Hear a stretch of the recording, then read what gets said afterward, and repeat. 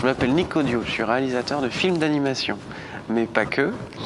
Je suis artiste indépendant et je suis amené à travailler avec des enfants aussi, sur des ateliers, mais aussi dans le spectacle vivant, sur de la création avec des compagnies, des musiciens, notamment pour des performances live aussi, et la réalisation de films. Est-ce qu'il y a des choses qui reviennent? Ça peut être souvent associé à l'errance, au rêve, cette idée de se laisser porter par des petites choses qu'on va observer, des choses qui peuvent passer inaperçues.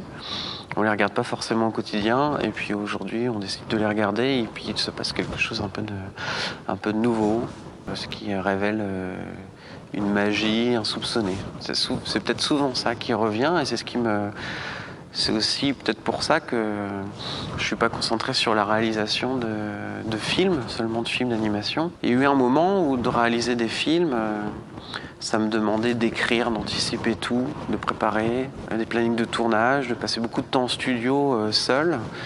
Et il y a un moment où j'ai eu envie de peut-être prendre un peu l'air, de respirer un petit peu, de trouver autre chose, de fonctionner autrement.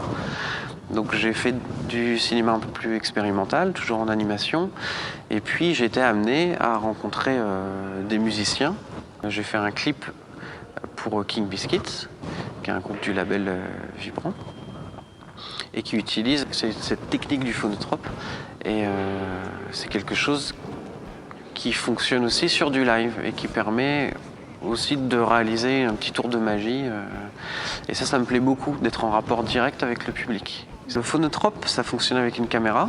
Donc ça a été découvert en 98 ou 2000, je crois. Donc, finalement, il n'y a pas si longtemps que ça. J'ai découvert ça par un gars qui s'appelle Jim Lefebvre et qui a vu que les caméras pouvaient tourner en mode entrelacé ou en mode progressif, et qu'en mettant sa caméra en mode progressif, il s'est aperçu qu'il pouvait la synchroniser avec une platine vinyle et que ça permettait d'avoir un rendu du mouvement.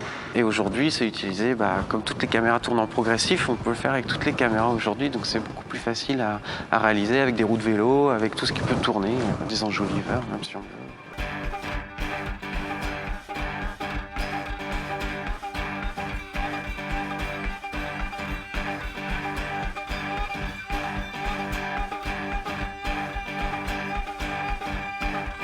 Finalement, dans le collectif HSH, on est plusieurs artistes différents. On est restés toujours ensemble et toujours très soudés aussi, quelque part, parce qu'on a chacun des techniques de prédilection. Et donc certains, c'est la photographie, d'autres, ça va être l'écriture, le dessin. Moi, c'est plus le cinéma d'animation, le cinéma au sens large, mais particulièrement l'animation. Et avec le collectif, on a réalisé des films d'anima docu-fiction, qui sont des films documentaires expérimentaux qui intègrent des séquences en animation faites directement dans la rue, avec de la craie, avec des affiches, des objets, et qui sont toujours réalisés dans un contexte un peu particulier.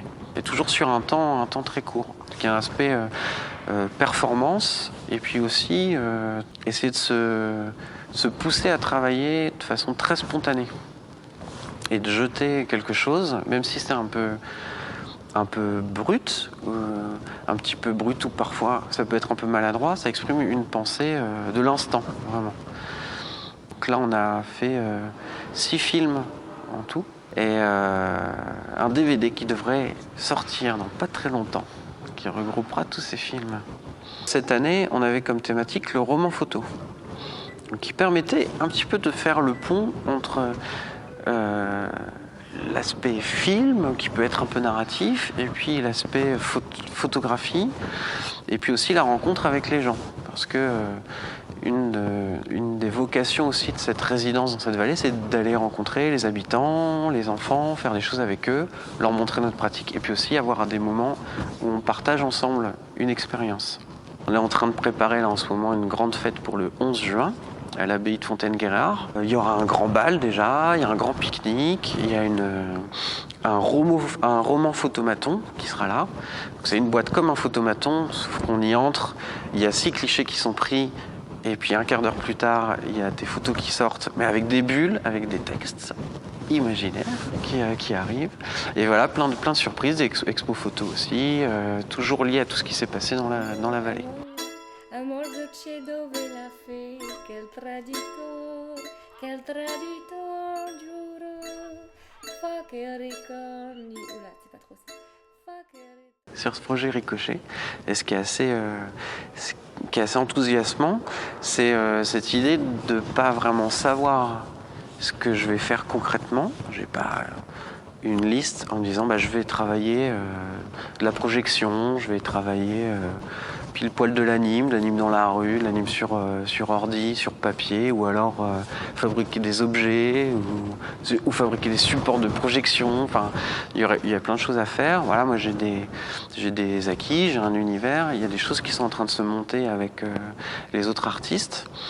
Et puis je vais m'en nourrir pour en le présentant avec le public que je vais rencontrer, imaginer comment on va pouvoir poursuivre un petit peu cette création. Ce sera forcément associé à ma pratique, c'est inévitable, mais dans quel sens, j'en sais rien encore pour l'instant, mais on verra ça à la rentrée 2016. J'ai des projets qui suivent leur cours avec le phonotrope, avec parfois des perces plafonds aussi, avec les vibrants défricheurs.